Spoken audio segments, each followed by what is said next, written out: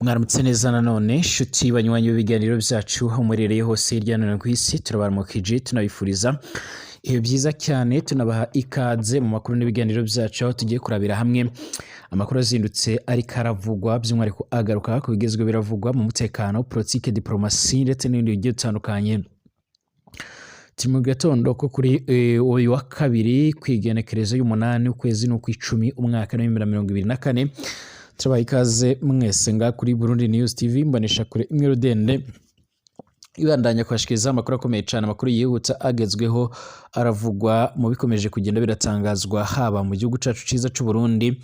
mu karere k'ibiyaga binini ndetse no hirya no hino ku isi. Dore ingingo nkuru rero tugiye kugaruka muri kino kiganiro cyacu. Mu nyuma y'uko Reverien Ndikuriyo by'umwihariko akoresheje inama hirya no hino cyane cyane mu bice byegereye umupaka usanzwe urahuza igihugu cy'u Rwanda, igihugu c'abanyi c'u Rwanda ndetse n'igihugu cacu ciza c'u Burundi, imbonerakure zo muri ibyo bice by'umwihariko ndetse n'abashinzwe umutekano bongeye kugaragara bafite ibikoresho bigiye bitandukanye bameze nk'abiteguye urugamba. Ibi byaje kugenda biratera impungenge abanyagihugu ndetse General Major Evariste Ndayishimiye ku munsi w'ejo ubwo yari mu nama by'umwihariko inama ihuza abakenyezi b'abakuru b'ibihugu ngaha muri Afurika benshi bateraniye ku cyumba cy'umukuru w'igihugu i Burundi bariko bariga ku bigendanye n'uburenganzira bw'umwana. Evariste Ndayishimiye yaje kugaragaza ko uburenganzira ndetse budashobora kuhabwa cyangwa se ngahabwe ibindi bikenerwa mu gihe hadafise amahoro cyangwa igihugu kidafise amahoro, maze agaragaza ko inzego z'umutekano n'abandi bategetsi ari bamwe mu bantu bagomba by'umwihariko gushyira iya mbere mu bigendanye no kubungabunga ndetse no kuzana amahoro n'ituze, maze agaragaza neza yuko ariyo mpamvu gushika ubu ngubu abanyagihugu benshi ndetse n'abandi bategetsi by'umwihariko bakomeje kugenda barakora iyo bwabaga mu rwego rwo kugira ngo mu gihugu cy'u Burundi bavugurure inzego zigendanye n'umutekano, bavugurure by'umwihariko ibigendanye n'igisoda nk'uko hamaze iminsi hariko ariyandikisha abandi bashaka kwinjira mu gisoda. Hari amakuru kandi akomeje kugenda aratangazwa cyangwa se akomeje kugenda aravugwa agendanye no kuba hari amakuru agiyemezwa ko FDLR yabishaka guhungira mu gihugu cy'u Burundi, ariko cyane cyane n'ubundi abari basanzwe ari abayobozi bakuru dore ko bamaze iminsi babarizwa ku butaka bwa Repubulika Iharanira Intwaro Rusange ya Kongo, ndetse gushika ubu ngubu abatari bakeya bakaba bakomeza kugaragaza ndetse banerekana neza yuko ari akamaramaza ndetse ari igitangaza, ndetse bakaba bakomeza kugenda barashimangira ndetse baranavuga ko inzego z'umutekano by'umwihariko mu Burundi zaba zigiye kwirahuriraho umuriro. Ni mu gihe Burundi busanzwe by'umwihariko burakora iyo bwabaga kugira ngo bufatanye by'umwihariko ni FDLR, aho FDLR isanzwe irabafasha cyangwa se basanzwe barakorana mu bikorwa bigendanye no guhungabanya umutekano ndetse no gutegura ibindi bitero bitari byiza. Ibi kandi by'umwihariko biriko biremezwa na Redi Tabara. Redi Tabara yaje kugenda irasohora itangazo ku mugoroba ivuga ko ifite amakuru y'uko aba FDLR mu nyuma y'uko hemejwe ko bagiye gutangira guhigwa mu buryo bukomeye cyane, bagiye gutangura by'umwihariko guhungira muri kino gihugu cacu c'u Burundi. Hari amakuru kandi yakomeza kugenda aravugwa by'umwihariko mu nyuma y'ubwato bwari bumaze iminsi bwarabuze ku butaka bwa Repubulika Iharanira Intwaro Rusange ya Kongo ngaha mu Kivu, by'umwihariko ubwo bwavaga muri teritwari ya Kare mu ntara Kivu y'Amajyepfo bwerekeza muri Kivu ya ruguru, bukaba bwaje kugenda buraboneka ndetse ubu bwato bukaba bwaje kuboneka mu metero nyinshi cyane, ndetse hakaba hagikomeje ibikorwa byo gushaka abandi bakomeje kugenda bararohama nk'uko biko biratangazwa. Igitangaje gikomeje no kugenda kibazwaho rero ni uburyo imibare iriko iratangwa by'umwihariko namwe mu bayobozi ku butaka bwa Kongo iriko idahura. Ibi biragaragaza ko hakomeza kugenda hagaragaramo kubeshya, ndetse by'umwihariko aho leta ya Kongo iriko iragerageza gutangaza imibare mike cyane yerekana ndetse ikanagaragaza ko by'umwihariko ari abantu bakeya bo baraguye cyangwa se bo barapfiriye muri iyo sanganya, nyamara by'umwihariko ari abatari bakeya cyangwa se ari abantu bishe benshi baje kugenda barahura n'ibibazo bikomakomeye cyane. Hari amakuru kandi yakomeza kugenda aranagaragaza nerekana neza yuko by'umwihariko imibare iratangwa atayihuriye n'abantu bari binjiye muri ubu bwato nk'uko biko biratangazwa, mu gihe bivuga ko kimwe mu byateye iyo sanganya ari ibigendanye no kuba abo bantu by'umwihariko bari baruzuranye cyangwa se baragiyemo atabushobozi bufise bwo kubajyana. Ibi byaje gutuma rero bivugwa ko hagiye gutanguza amapresiyo bahagurukije by'umwihariko abashinjacyaha ba leta muri Kivu y'Amajyaruguru n'Kivu y'Amajyepfo kugira ngo babashe kurabirwa hamwe by'umwihariko uburyo hotanguzwa imanza ndetse no gukurikiranwa ku bantu baba baragize uruhare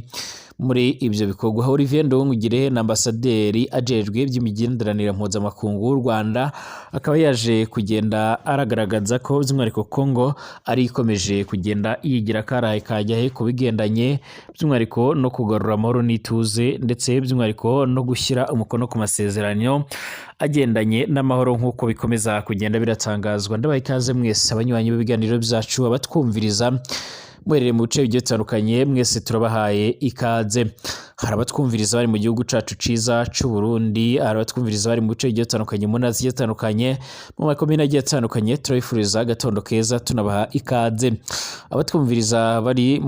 ku mugabane w'Uburaya by'umwihariko cane cane nga ku mugabane wa Afurika canke mu karere k'ibiyaga binini mu bihugu bigiye bitandukanye by'ababanyi, abari muri Kongo, abari mu Rwanda, abari muri Uganda, Kenya, Tanzania, mu burengero bwa Afurika, mu manuko bwa Afurika ndetse no hirya no hino ku isi, muri leta zunze ubumwe za Amerika ndetse n'ahandi, mwese turabahaye ikaze cyane. Niba ari ubwa mbere usenga rero byonda kwanditse sabone kugira ngo tucaronka amakuru n'ibiganiro byacu, bari natwe 5 mu makuru tubandanya kugenda turabahereza tunabashikirizaho. Ikaze tuyatangurire mu gihugu cacu cy'u Burundi. Ku munsi w'ejo nibwo hari amakuru yamenyekanye yuko by'umwihariko mu mpera z'indwi iheze aribwo Nyeniteka Reverien Ndikuriyo asanzwe ari umunyamabanga mukuru wa CNDD-FDD ishyaka riri ku butegetsi yagendereye ibice bimwe na bimwe cane cane ibice byiganjemo ibihanuro bibi n'igihugu c'ababanyi c'u Rwanda. Ni igihugu gushika ubu ngubu Uburundi bwakomeje kugenda barafata nk'umwanzi nimero ya mbere, aho Uburundi bukomeza kugenda buragishinza kuba kiriko kiragira uruhare mu gufasha abaterabwoba bashaka guhungabanya umutekano w'Abarundi. Ibi ngibi ni ibintu icyo gihugu by'umwihariko cyagiye kirahakana, haba ku bavugizi bagiye batandukanye b'iyo guverinoma nk'uko biriko biratangazwa ndetse n'umutegetsi mukuru w'icyo gihugu. Nyamara nubwo botanze ibisobanuro ntibyabujije Burundi kugara imipaka by'umwihariko yo ku butaka, mu nyuma y'uko Burundi bwakomezaga kugenda bavuga ko ari abaterabwoba banyura, ari abatorabwoba binjirira by'umwihariko cane cane abiganjemo Red Tabara. Nyamara witegereje neza by'umwihariko ibitero Red Tabara iherutse cyangwa se yanagabye nga mu gihugu cy'u Burundi, ubona yuko by'umwihariko igice byagiye byibandaho atari igice gihana urubibi n'u Rwanda, ahubwo ari igice gihana urubibi na Repubulika Iharanira Intwaro Rusange ya Kongo. Gushikana n'ubu ngubu rero by'umwihariko imipaka yugaye Uburundi buracyakomeza kugenda burashinza ndetse buranagaragaza ko umwanzi nimero ya mbere ari u Rwanda. Reverien Ndikuriyo ati mukwiriye kuba maso by'umwihariko mugahora mwiteguye kuko by'umwihariko turashobora kuzagabwaho igitero giturutse mu Rwanda. Aya namwe magambo yiwe yaje kugenda haratangariza imbonerakure urwaruka rusanzwe rubarizwa mu mugambwe CNDD-FDD ruzwi nk'imbonerakure, ariko kandi rusanzwe ruturiye muri ibyo bice, aho barusabye kuba maso rugahora ruyakanuye kugira ngo babashe kuba bofatanya n'inzego zijejwe umutekano harimo nk'igipolisi, abasoda ndetse n'abandi basanzwe baracungera iyo mipaka nk'uko biriko biratangazwa. Ni Reverien Ndikuriyo rero atari umunwa mu kugaragaza ko hari igihe hari bamwe bo banyarwanda basanzwe barakorera igendereza ry'u Rwanda by'umwihariko baba baramaze kugenda binjira mu Burundi, ariko kandi ukibaza aho baba baranyuze mu gihe imipaka yugaye bikakuyobera. Icyakora by'umwihariko ibi ni bimwe mu bintu bikomeza kugenda bigaragaza ko Uburundi bufitiye ubwoba u Rwanda, ariko hari abasesenguzi bamwe rero bagaragaza ko impamvu Burundi bufise ubwoba ndetse n'igihunga ari uko buriko burakomeza kugenda burakorana n'abagize uruhare muri jenoside yakorewe Abatutsi mu Rwanda mu mwaka w'1994. Gushika ubu ngubu rero Uburundi burakomeza kugenda burakorana na Repubulika Iharanira Intwaro Rusange ya Kongo ndetse by'umwihariko n'ibindi bihugu bigiye bitandukanye ndetse n'abandi bayobozi cyangwa se abandi bantu biganjemo abakoze iryo bara. Ni mu gihe ku ruhande rw'u Rwanda bavuga ko batazongera kwemera na rimwe ko hashobora kuzibonekeza amacakubiri cyangwa by'umwihariko ikindi kintu cyahungabanya umutekano w'abanyagihugu. U Rwanda ruvuga ko ruzokora iyo bwabaga kugira ngo ntirunatahura umwanzi ruzomwisangira aho ari kugira ngo abashe kurwanira iyo ngiyo, aho rwavuze ko rudashobora kuzemera ko ibyabaye mu Rwanda mu myaka iheze bizokongera kugenda birahashikira cyangwa se biraha muri rusange. Ibi bituma rero Burundi buhora bufite urwikekwe bitewe n'amakosa by'umwihariko n'ibintu rureko rurakora ariko ruyegereza aba FDLR bafise umugambi wo guhungabanya umutekano w'u Rwanda, ndetse gushika ubu ngubu by'umwihariko Burundi bukaba bwongeye kongera gusaba inzego z'umutekano by'umwihariko guhagarara kigabo ndetse bakitonda bagahora barikanuye mu gihe bafise amakuru y'uko u Rwanda rushobora gutangura cyangwa se rushobora kuzinjira by'umwihariko ku butaka bw'u Burundi. Hari bamwe kandi batariye umunwa bavuga ko Burundi bwahamuwe ndetse bugaterwa ubwoba n'iyo operasiyo iherutse kubera mu kibira ariko ikaba itaravuzweho rumwe. Bamwe bakagaragaza neza yuko by'umwihariko Burundi unanoze isaha bukomeje kugenda bwibaza uburyo ibisirikare byo mu bindi bihugu by'ababikora n'ibanga byabikoresha mu gihe Burundi by'umwihariko igisirikare cy'u Burundi n'icya Repubulika Iharanira Rusange ya Kongo ari imwe mu bisoda biko biranengwa hirya no hino ngaha mu karere k'ibiyaga binini ndetse no ku ruhanga no ku ruhando mpuzamakungu. Amakuru kandi yihuta akomeza kugenda aradushikira rero by'umwihariko adushumira muri uno mwanya nuko nyuma y'iyo nama ubu tuvugana bivugwa ko by'umwihariko abariko baracungera iyo mipaka bafise impoho rutura, impoho zirasa mu ntera ya kure, impoho ziteye ubwoba ku buryo wibaza nimba bariko baracungera umupaka cyangwa se by'umwihariko hari ikindi kintu gishasha biteguye. Hari amakuru avuga ko by'umwihariko rero by'umwihariko ng'inzego z'umutekano z'u Rwanda zifite amakuru 5/5 yuko Burundi bwabo ariko buragerageza by'umwihariko kwakira abiganjamo ba FDLR. Mu gihe hamaze iminsi rero haravugwa ndetse hanatanguzwa gahunda zigendanye no gusenya FDLR, ndetse by'umwihariko ubu ngubu bikaba bivuga ko Ubufaransa aribwo buri muri iyo operation by'umwihariko ubutasi bwabo ko buri kurekorana n'ubwa Kongo. Amakuru yihuta aravuga ko Burundi buri gutangura kwakira aba FDLR. Ibi byose rero no kwikururira akaga gakomakomeye cyane ndetse n'umugijinya w'Abanyakigali basanzwe bafitiye iyi FDLR yanze gutaha by'umwihariko ndetse ngo abakoze amakosa babashe kuba boyaryazwa, mu gihe by'umwihariko u Rwanda rushobora by'umwihariko kwinjira ku butaka bw'u Burundi kugira ngo babashe kuba bo kwirangiriza ikibazo cy'umutekano, mu gihe mu Burundi ariho hakomeje kugenda aracurirwa imigambi ikomakomeye cyane yo gushaka gutera u Rwanda, aho bivuga ko ababarizwe mu ishamba rya Kibira ari bo baba bariko bari muri iyo migambi. General Major Evariste Ndayishimiye ubwo yari ari mu nama ikomeye cyane ihuza abakenyezi b'abakuru b'ibihugu ndetse na za guverinoma ngaha ku mugabane wa Afurika yita by'umwihariko ku burenganzira bw'abana ndetse n'ibindi bikorwa bigiye bitandukanye, yaragaragaje ko by'umwihariko uburenganzira bw'abana cyangwa se ibindi byose bikenerwa ko umwana adashobora kuba yobihabwa mu gihe hatari umutekano mu gihugu, mu gihe ababyeyi badafise umutekano. By'umwihariko aza kugenda avuga ko ariyo mpamvu inzego z'umutekano mu Burundi zikomeje kugenda ziravugururwa, zikomeje kugenda zirashirwamo amaraso mashyashya. Mu misi yeze nibwo umuvugizi w'igisoda cy'u Burundi yaje kugenda arashimangira ndetse aranagaragaza neza ko by'umwihariko by'umwihariko cyangwa se haherutse gufatwa ingingo y'uko abatari bakeya bagomba kwinjira mu gisoda, nk'uko amakuru akomeza kugenda aradishikira cyangwa se nk'uko amakuru akomeza kugenda aradusumira. Birateye ubwoba cyane kubona abantu bashika by'umwihariko mu bihumbi 10 aribo bamaze kugenda bariyandikisha kugira ngo babashe kwinjira mu gisoda cy'u Burundi, nk'uko amakuru akomeza kugenda aradusumira. Amakuru kandi yihuta akomeza kugenda aradushikira cyangwa se aradushikaho muri uno mwanya nuko by'umwihariko ku butaka bwa Repubulika Iharanira Intwaro Rusange ya Kongo, mu nyuma y'uko hari hamaze igihe ubwato bwarabuze, mu nyuma y'uko hari hamaze igihe ubwato by'umwihariko bwaribonekeje mu kubura cyane, by'umwihariko dore bwo bwari bumaze iminsi buri kuburashakishwa ndetse abatari bake bakaba baramaze kugenda barabupfiramo. Amakuru yihuta by'umwihariko arakomeza kugenda arashimangira ndetse aranagaragaza ko bwobonetse mu metero zishika muri 20.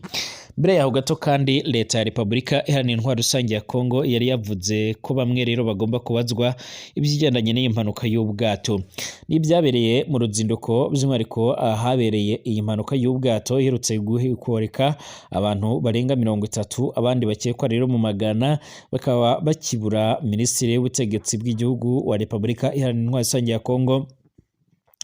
ku munsi w'ejo yivugiye ko by'umwihariko abagomba kubazwa iyi mpanuka hari abagomba kubazwa impanuka kandi yizeza ko abantu bakibura bagomba gushakishwa bakaboneka. Minisitiri Shabani Luko rero yarageze igoma by'umwihariko ajya ku cyambu cyegereye ahabereye isanganya y'ubwato ubu ngubu rero bimaze kwemezwa ko isanganya yishe abashika kuri 34 by'umwihariko hakaba harabonetse abashika kuri 80 barokotse ari bazima.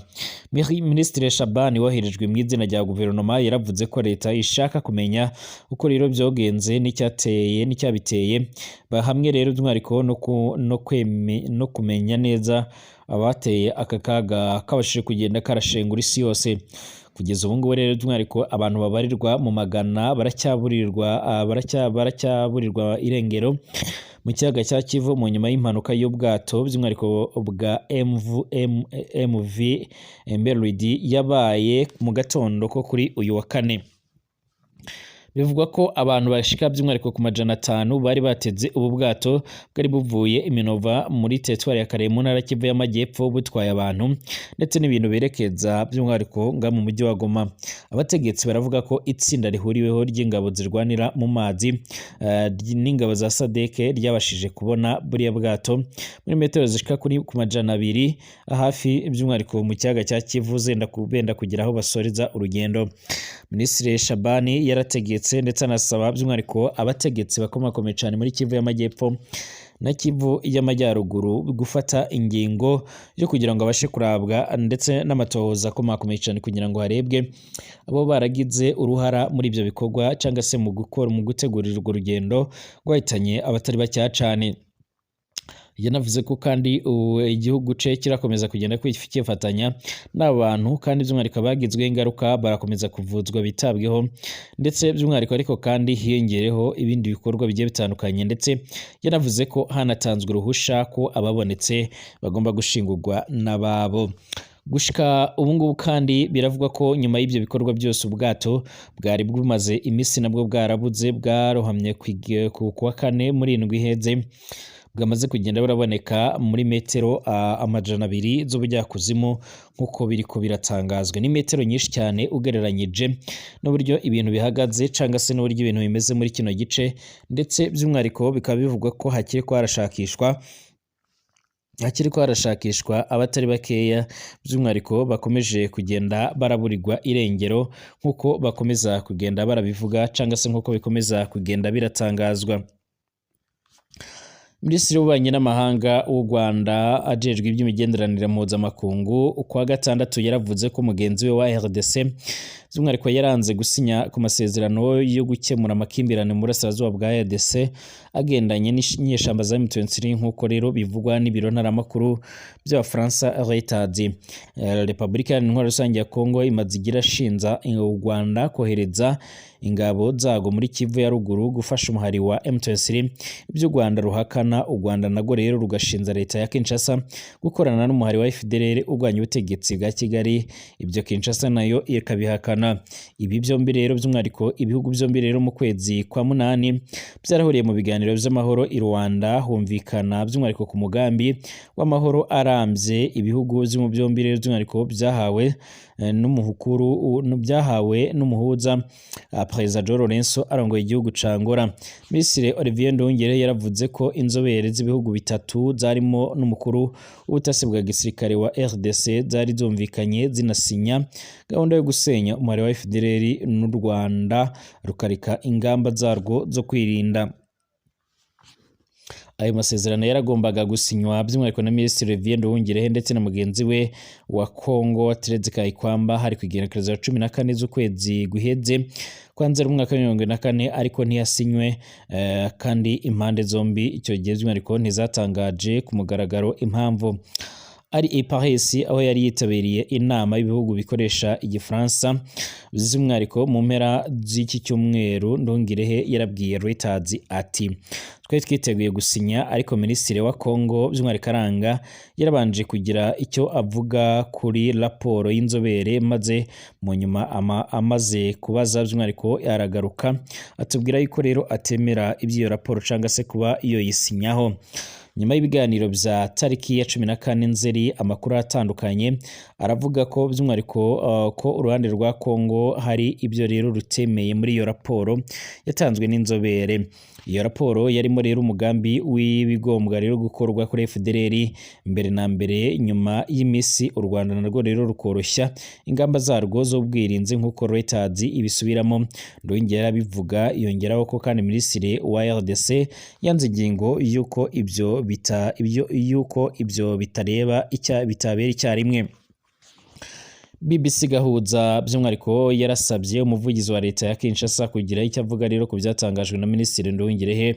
ariko ntaragira icyo asubiza. Mu kiganiro yahaye BBC rero mu cyumweru giheze, Minisitiri Tereze Kwayikamba yaravuze ko i Rwanda by'umwihariko hari amasezerano yatanzwe ngo tuyumvikaneho, ariko ntabwo turagera ku rwego rwo kwemera cyangwa se kwanga ayo masezerano. Yaravuze ati by'umwihariko mu gihe batarumvikana rero hari intambwe zitandukanye zigomba kubanza kugirwaho. Ati by'umwihariko intambwe y'ingenzi cyane yagezweho ni ubwumvikane ku gahenge bwemewe n'impande zose. Perezida Emmanuel Macron w'Ubufaransa yari yifuje guhuza bagenzi biwe Paul Kagame w'u Rwanda ndetse na Félix Tshisekedi wa Congo iruhande rw'iyo nama ya la Francophonie, ariko bombi bari bitabye, ariko yavuze ko ibintu bikimeze nabi cyane ku kuba bahura ari batatu, ahubwo yarahuye na buri umwe ku giti cyiwe. Nduhungirehe yaratangaje ko ubungubu ngora by'umwihariko yadutumiye mu nama ya gatatu y'abaminisitiri izakwigerekereza 12 Ukwakira umwaka wa 2022 nk'uko amakuru akomeza kugenda aradusumira. Ni ibiganiro nanone bigiye kongera gutangura cyangwa se bigiye kongera kuba mu gihe bivugwa ko abategetsi bagiye batandukanye ku mpande zombi bo biteguye cyangwa se bafise gahunda yo kurabira hamwe uburyo by'umwihariko bashobora kuzohangana n'ibyo bibazo nk'uko amakuru akomeza kugenda aradusumira. Amakuru kandi yihuta akomeza kugenda aradushikira cyangwa se akomeza kugenda aradusumira nuko inzego zigendanye by'umwihariko n'umutekano zo zakomeje ubwirinzi ndetse by'umwihariko zanakomeje gahunda igendanye no gucungera umutekano, mu gihe Repubulika Iharanira ya Kongo ikomeza kugenda by'umwihariko irakomeza gahunda zayo zo kugaba ibitero. Biravuga ko rero RDC yanze gahunda zigendanye n'amahoro, aho iri kwiragerageza kongera by'umwihariko guhungisha ndetse no kuburira bamwe mu ba FDLR bagomba kuzagerwaho ingaruka nk'uko biratangazwa. Ibi cyakora biravugwa ko Ubufaransa bukomeje kugenda burabotsa igitutu bakabemeye. Ndabashimiye mwese abanywanyi b'ibiganiro byacu, twongere gusura mu masaha imbere turabera hamwe ibindi bigezweho.